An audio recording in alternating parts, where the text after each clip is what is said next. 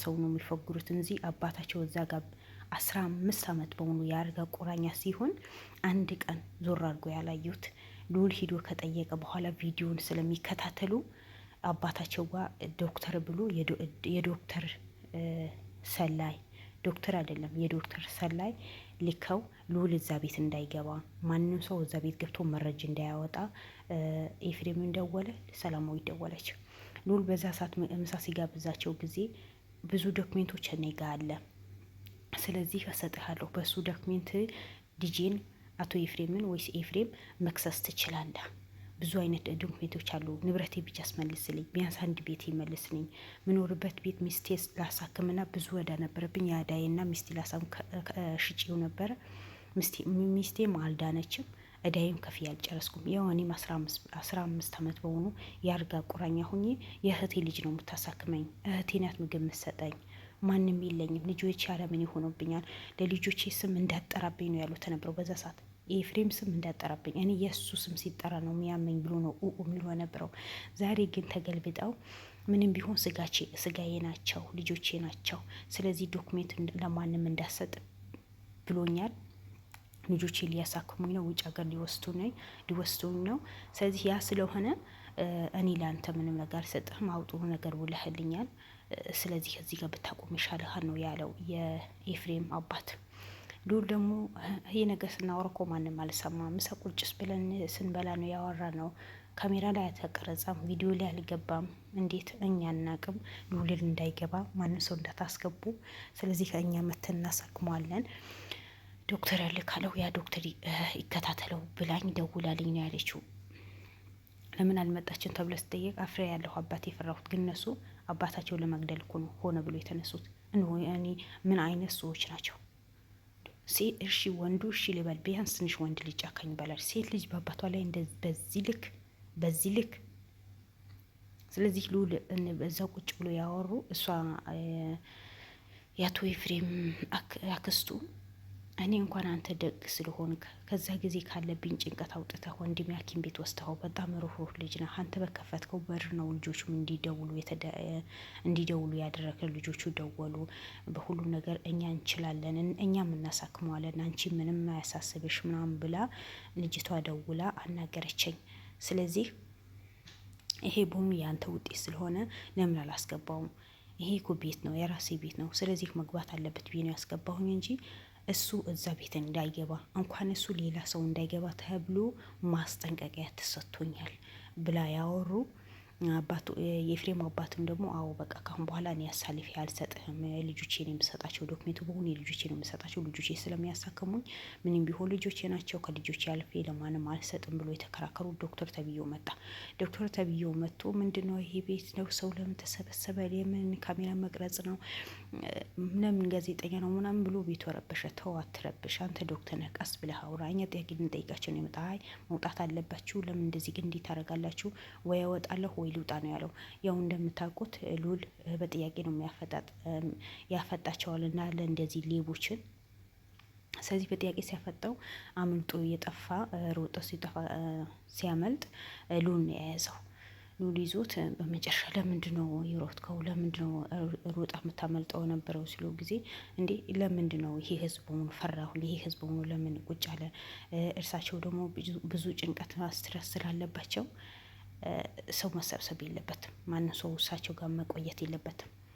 በቃ ለዛ ነው እኔ ወደ ስራዬ ልመለስ ነው የወጣሁት እንጂ ሌላ አይነት ምንም አይነት ችግር የለብኝም ብሎ ነው የካደው የነበረው። ግን እሱ ሆነ ብሎ ታቅዶ አንድ ሰው ታሞ ተኝቶ ሐኪም ቤት ሳይሄድ ሳይመረመር ዶክተር ናቸው ከአላህ በታች ያድናሉ። ነገር ግን በመሳሪያ መርምረው ወይ ሽንት ወስተው ወይ ደም ወስተው ወይ የሆነ ብቻ መርምረውን ቼካፕ አድርገው ነው መድኃኒት የሚሰጡት።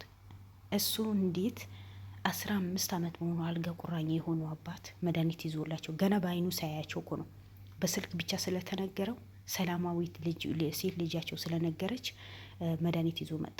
ያ መድኃኒት ምን ይሁን ምንም የሚታወቅ ነገር የለም። የሚገላቸው መድኃኒት ይሁን የሚያድናቸው መድኃኒት ይሁን ወይ ፓራላይዝ የሚያደርጋቸው መድኃኒት ይሁን ዝም ብሎ መድኃኒት የወሰዱት ነበር። ስለዚህ አንተ እንደዚህ ዶክተር ሆነህ እንደዚህ ነገር እንዴት ታደርጋለህ? አንድ ሰው ሳይመረመር በሽታው ምን እንደሆነ ሳይታወቅ ውጤት ሳይታወቅ እንዴት መድኃኒት ሰጠው? እኛ ዶክተሮች ነን፣ ብቻ ባወራ ነው ጠይቀን እናውቃለን። ሳይመረመር እንዴት በቃ እናውቃለን። እኔ ያውቃለሁ። አንተ ዝም ብለህ አታውራ፣ ጋዜጠኛ ነኝ ብለህ ዝም ብለህ አታውራ። እኔ ያውቃለሁ። ስለዚህ ለያዛ ነው መድኃኒት መሰጣቸው፣ ትሪት አደርጋቸዋለሁ። ስለዚህ አንዳንድ ሰዎች እንዲታሙ ብዙ አመት አልጋ ቁረኛ የሆኑ ሰዎች ትሪት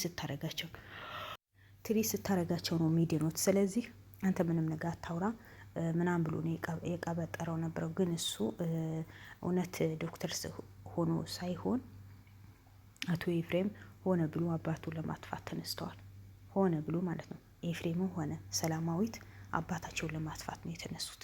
ለምን በአባታቸው ላይ በዚህ ልክ እንደጨከኑ አላወቁም። ግን አባታቸው አልተረዱም። እውነት ልጆቼ ተጸጽተው ነው የተመለሱት። ልባቸው ራራልኝ፣ አባታቸው አይደለሁም ወይ? ምንም ቢሆኑ እኮ የወለድኳቸው ልጆች ናቸው። ስለዚህ ስላሳዘንኳቸው ነው ምንድነው ዶክተር የላኩልኝ ሊያሳክሙኝ ቃል የገቡልኝ ለዛ ነው እንጂ ሌላ ነገር አይደለም። በእኔ ላይ ሌላ ነገር አይሰሩም። በእኔ ላይ ሌላ ክፋት አይሰሩም። እኔ ልጆቼ ናቸው፣ አምናቸዋለሁ። እንዴት በእኔ ላይ ክፋት ይሰራሉ ብሎ ነው የተከራከረው ተነበረው። ግን ዶክተሩ በመጨረሻ የውርደቱ ውርደት የሐኪም መረጃ መታወቂያ ያህን አምጣ ሲባል ጊዜ ረስቼው ነው የመጣሁት። አጋጣሚ ሐኪም ቤት ከጃኬቴ እዛ ያስቀምጬው ነበር። ስለዚህ እኔ ምሳሌ በላ ወጣ ነው ብዬ ነው ወደዚህ እርሳቸው ለመጠየቅ የመጣሁት። ረስቼዋለሁ። የት ሐኪም ቤት ነው የምትሰራው ተብሎ ተጠይቆ ሐኪም ቤቱ ደግሞ ሉል የሚያውቀው ሐኪም ቤት ነው። ከዚህ በፊት ሉልን የሚያክሙ የሉል ቤተሰቦች፣ ሌላ እንደዚህ የታመሙ ሰዎች ወስዶ የሚያክምበት ሐኪም ቤት ነው። ስለዚህ ስሙ ተጠይቆ እዛ ሐኪም ቤት እንደዛ የሚባል ዶክተር አለ ወይ ተብሎ ሲጠየቅ ጊዜ በፍጹም እንደዚህ አይነት ዶክተር እዚህ ሐኪም ቤት የሚሰራ የለም፣ ሐኪም ቤት የሚሰራ ዶክተር የለም ብሎ ነው የተናገሩት ዶክተሮችን። ግን እሱ ከእውነት የራቀው ውሸት እዚህ ወንጀል ውስጥ እንዳለ በደንብ ያስታውቃል። ለምን አነጋገሩ በቃ እንዳለ ተጠንቶ አጥንቶ ተፈትሾ ተመልምሎ ነው የመጣው። ስለዚህ ይህ ሰውየው የኤፍሬም አባት ለመጉዳት ነው የመጣው እንጂ ለኤፍሬም አባት ሊያድን አይደለም የመጣው። የኤፍሬም አባት በጣም እድለኛ ናቸው፣ ሉልን አግኝተዋል። ሁለተኛ ደግሞ ይሄ ዶክተር እንዳልሆነ ኤፍሬም ውሸት እንደሚሰራ በሰው ሕይወት ላይ እንደሚጫወት ሉልን ስለሚያውቅ ሉል መጀመሪያ ተጠራጥሮ ነበር። ተው ይሄ ዶክተር እንዴት አምናችሁ ነው መድኃኒት የምትወስዱት? በምን ልክስ በአንድ ቀን ብቻ ስልክ ስለደወሉ በዚህ ልክ አምናችኋቸዋል?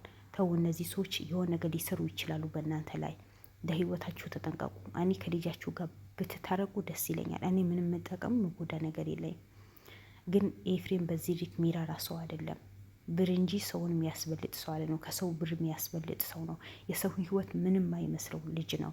ስለዚህ እባኮት እኔ ዶክሜንቱ አይስጡን፣ ግን በዚህ ልክ አምነው ዝም ብሎ የተሰጣቸው መድኃኒት አይውሰዱ ብሎ ሲላቸው ጊዜ አይ ልጆቼ ልባቸው ራርተዋል። ልጆቼ ካሁን በኋላ ለእኔ ምንም ነገር አያደርጉኝም። በቃ ውጭ ሀገር ወስቶ ያሳክሙኛል። ለሁሉም ነገር አጥፍተናል፣ ይቅርታ ብሎ ይቅርታን ጠይቀውኛል። ስለዚህ ይቅርታን ስለጠየቁኝ ልጆቼ ምንም ነገር አያደርጉኝም ብሎ ነው የተከራከሩት ነበረው። ግን ዶክተሩ ሁሉ ነገር እዛው በዛው ነው ያያያዘው። በቃ ሁሉ ነገር ውሸት እንደሆነ መሳሪያ ይዞ አይመጣ፣ ምን ይዞ አይመጣ፣ ወይም ማዳመጫ፣ የልብ ማዳመጫ፣ ምንም ነገር በባዶ የሆነ ጋጣ ወጥ ዱርዬ የሆነ ነው እንጂ ምንድን ነው የአቶ ኤፍሬም ተላላኪ ነው እንጂ ይሄ ዶክተር አይደለም። ዶክተሮች እኮ ረጋ ብሎ ነው ነገራቶችን የሚያስተካክሉት። ግን ይሄ ያዙ እንዲቀቁኝ፣ ለምን ገባችሁ፣ ለምን ካሜራ ተከፈተ፣ ለምን አስገባሻቸው፣ እንዴ በቤቷ ለምን አስገባሽ፣ ሰው ለምን አስገባሽ የሚባል ነገር አለ እንዴ?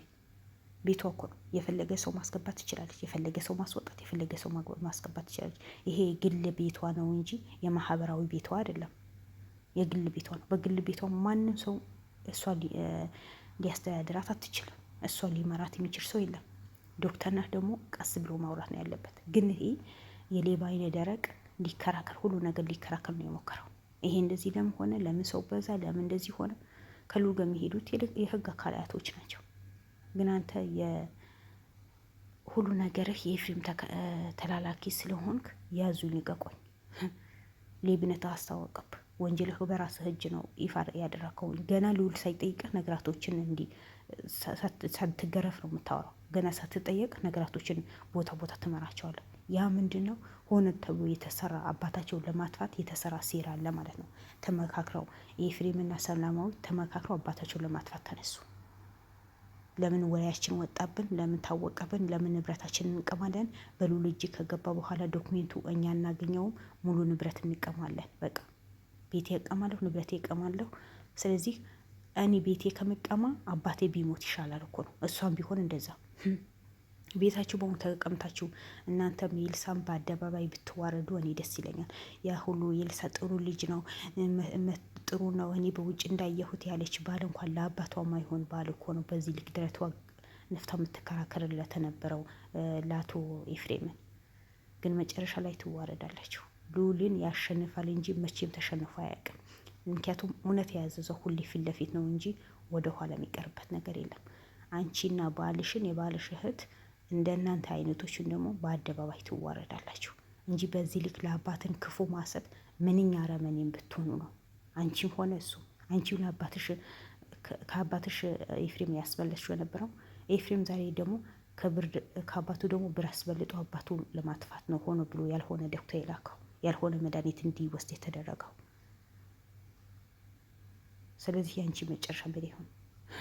አንቺና ልጅሽ አንድ ቀን መድኃኒት ሰጥቶ ማጥፋቱ አይቀርም። ለማንኛውም ፈጣሪ ይደርስልሽ ኤልሳ።